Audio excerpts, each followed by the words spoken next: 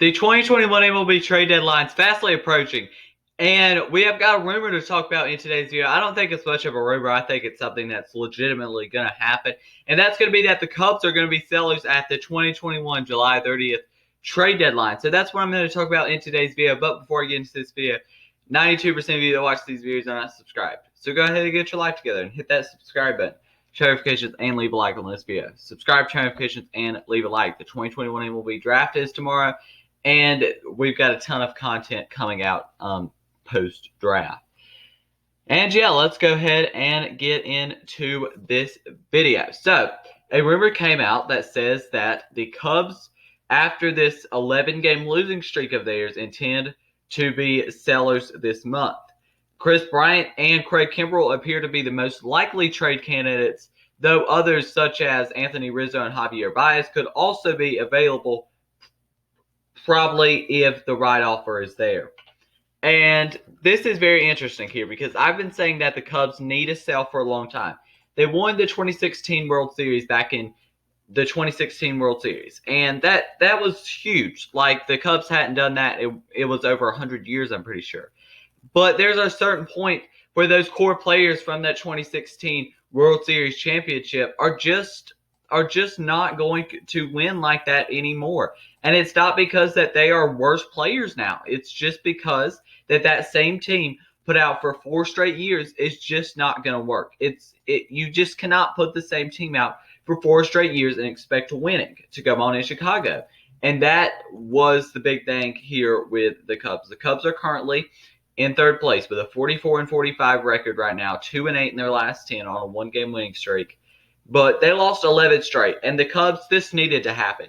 Like when they were on this losing streak, I was like, this needs to happen because the Cubs need to get they need to set in with reality that they need to sell. So they've got a ton of trade assets this year. The offense has been good, just as we expected. The bullpen's been good. It's the starting pitching, though. They've been pitching Jake Arrieta every 5th day. That's been horrible. That Jake Arrieta signing has been dumb as a box of rocks. And their farm system is good, but it's not particularly great. Now, they're going to have to get some prospects back for these guys. And a lot of them are on contract years. Chris Bryant's on a contract year. Craig Kimbrel's got this year and next, I'm pretty sure. And you've got Javier Baez and Anthony Rizzo, who are both going to be free agents as well. And that's why this Cubs team is in such a just weird spot, because you figure as if they're going to keep at least 1 out of 3 from these big 3, I guess you could say, with Javier Baez, Anthony Rizzo, and Chris Bryant. I think they're probably going to keep 1 of those. Now, it's just who's the most loyal to a team that's going to be losing. I think that guy's probably Anthony Rizzo. Anthony Rizzo also is not going to have as much suitors as a Chris Bryant or a Javier Baez, and is not going to cost as much as a Chris Bryant or Javier Baez, nor either. And yeah, so let's go ahead and look at some potential destinations. So the first guy I start off with is Chris Bryant. So potential destinations for him, the White Sox. The White Sox, you might say, the White Sox, huh? They've got Yoan Moncada at third base. What are you talking about? Yoan Moncada has played second base before. And what about we move Yoan Moncada over to second base in this hypothetical scenario and put Chris Bryant at third base here? Not to mention that they do need some outfield help. Eloy Jimenez is on a rehab assignment right now, but they still do need some outfield help. And you can put Chris Bryant in right field too. And if you want to give Jose Abreu a day off, put him at first base. He's very versatile as well. Why not a trade to the Chicago White Sox? The White Sox have good prospects as well. And the White Sox could definitely offer. Now, here's the thing. A player like Chris Bryant is not going to get a ton back as he would last offseason when he had a year still of control left. Like, he's not going to get that much back. Now, here's the thing. With the Cubs farm system right now, you look at the top. Their top guy is Braylon Marquez. He's a left-handed starting pitcher. They really could use a third baseman in return. They don't have any really future third baseman. They've got some shortstops at Christian Hernandez and Ed Howard, but who knows about that? So here it's kind of interesting here because they probably don't want anybody that's close to ready, which that's why Jake Berger could possibly come up here. But what about DJ Glandy? He's a third baseman. He's an A-ball right now. Why not him? And maybe another guy like a Linian Sosa or Caleb Freeman here. I doubt they give up Bailey Horn in this trade, who they just drafted, but maybe even a McKinley Moore. Like, there's a lot of players that the White Sox could give up. They've got a lot of arms, and why not a trade to the White Sox? And the White Sox also I mean, if we look at their contracts right now, they're going to have to pay Lance Lynn, I'm pretty sure, after this season. And that's going to be pretty big. They're having to pay him. He's going to demand a lot of money this offseason, or this upcoming offseason. But for the White Sox here, a lot of their players are on rookie contracts. I mean, if you look here, their highest player this year is going to be Yasmani Grandal and Jose Abreu, who both are locked up for a couple more years here. And you've got Liam Hendricks under control. And you've still got Dallas Keuchel too. So, yeah, this is a possible trade, definitely, considering a lot of their best players are on rookie contracts. Next up is a trade to the Toronto Blue Jays. I'm not sure exactly what this detail is giving back for them, or they get back. But there's an idea. The Blue Jays had interest last offseason in possibly getting him. Now, I would think they would probably want another arm here, just so you get some value out of this trade at least, whether that is Craig Kimbrel or Kyle Hendricks or whoever. But they've got a deep farm system as well. I think their farm system ranked top 5. And they've got a ton of interesting pieces that they could give. They've got a bunch of shortstops that could maybe turn into third basemen. They're not giving up an Austin Martin and Nate Pearson, Jordan Gross-Hans in this trade. But, I mean, they could give up somebody, maybe even a Kevin Biggio. This may seem a little crazy, a little far-fetched, but Kevin Biggio's not been good this year. Maybe they give him up. And the last one is probably the favorite to trade for Chris Bryant right now. That's the New York Mets. And the Mets definitely probably are the favorite right now, which, as a Braves fan, sucks. But the Mets have prospects that they can get back. It could be Brett Beatty or Mark Vientos in this trade. I think it's going to be Mark Vientos. I don't see them trading Brett Beatty. But Mark Vientos is closer to MLB ready as well than Brett Beatty. He's in Double-A ball right now. And they're going to have to give up another pitcher possibly with him. And maybe that is Robert Dominguez, who's in rookie ball right now. Who knows? But they've got a ton of trade assets. Let's just go to the next player, Craig Kimbrel. Some potential destinations for him. Craig Kimbrel's going to be probably the one that's going to have the most interest. Like, a lot of teams are going to want Craig Kimbrel. And the first team's the San Francisco Giants. The Giants have been the biggest surprise in all of Major League Baseball this year. And they're first in the NL West right now. But they could still use some relief pitching. And why not Craig Kimbrel? Next up is going back to Atlanta, to the Braves. The Braves need bullpen help. And why not Craig Kimbrel? The bullpen needs a lot of help. And Craig Kimbrel is a great start. Next up is the Boston Red Sox. They're going to have to go over the luxury tax, which I don't totally see them doing. I would say they would probably target more of a Richard Rodriguez, who is going to get paid less than $1 million this year. Next is the Oakland Athletics. The Athletics, I don't see them realistically trading for Craig Kimbrel. For one, they don't have a good farm system. For two, it's not a Oakland Athletics type thing to trade to make a big swing at the deadline here. Next up is the Houston Astros. This makes a ton of sense. The Astros need relief pitching. And in the 8th and 9th, having to face Ryan Presley and Craig Kimbrel, that's absolutely disgusting.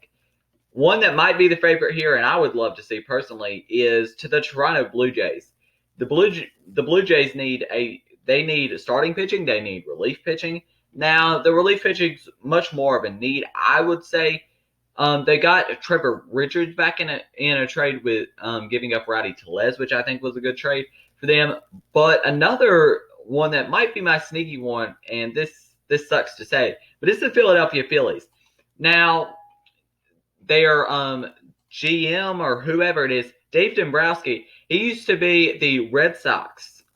Maybe it was the baseball operations, but he used to be there, and that ties into Craig Kimbrel. So maybe he goes there. But I think that the Astros are a probably one of the favorites, or the Giants or the Braves. I mean, there's a lot of teams that could trade for Craig Kimbrel. It's just the best package at the end of the day. He might be the one that they get the most value out of. Next up is Anthony Rizzo. Anthony Rizzo, there's only a couple destinations for him. Anthony Rizzo is not going to have a ton of trade value. So my two destinations are back to San Diego. San Diego is the team that originally drafted him, if I'm not mistaken. But to San Diego could be a potential option. San Diego needs first base help, and with Eric Hosmer not being good this year. And the Rays, why not the Rays? The Rays have been great this year, but they could definitely probably use another bat, and why not? Why not? Next up is Kyle Hendricks' potential destinations. And I don't think Anthony Rizzo, that the Rays could bring him back. Like, they're cheap, obviously, but like I don't think that Rizzo's going to demand a ton of money.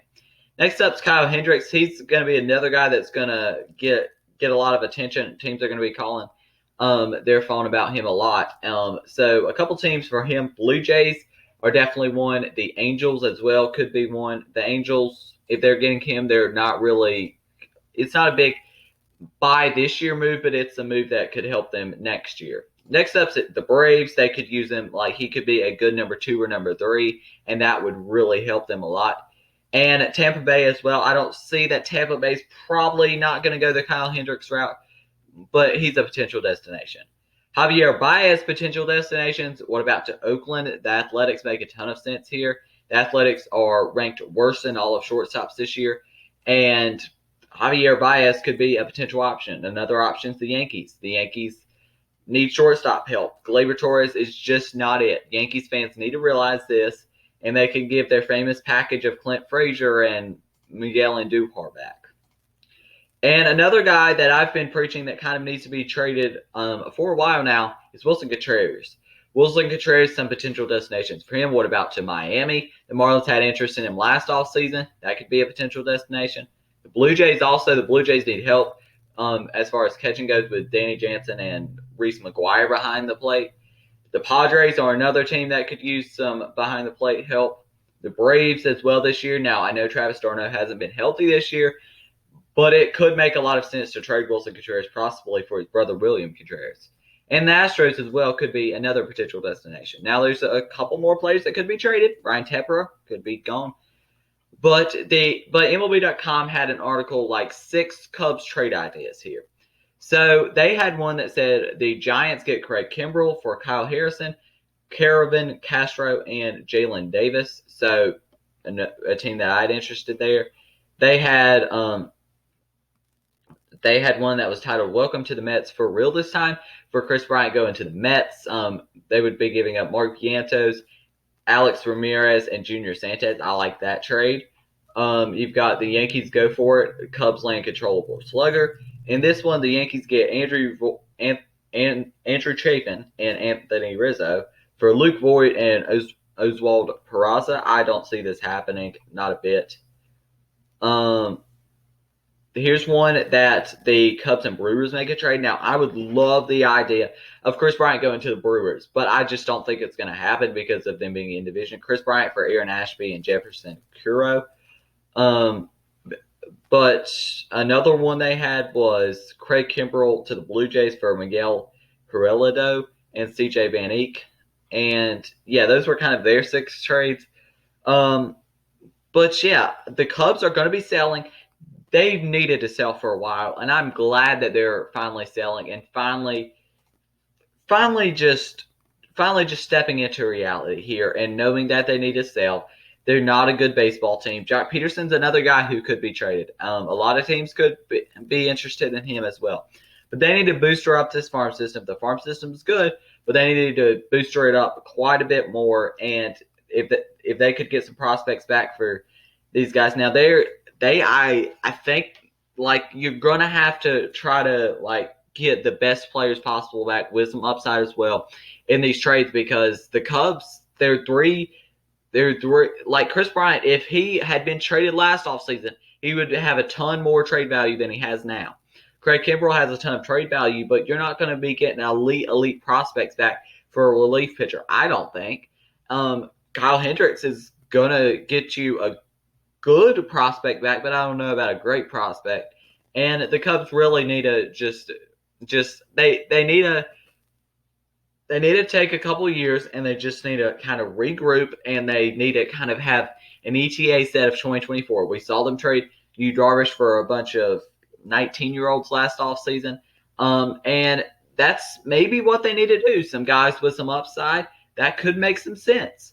But this Cubs team, I'm glad they're starting that they're starting to apparently that they are already starting to hear some calls on the phone for some of these guys, and there's going to be a lot of them. And I hope they absolutely have a fire sale at the deadline. I really do hope they just have a fire sale at the deadline, sell everybody, and that would be really good, I think. But that's just my opinion.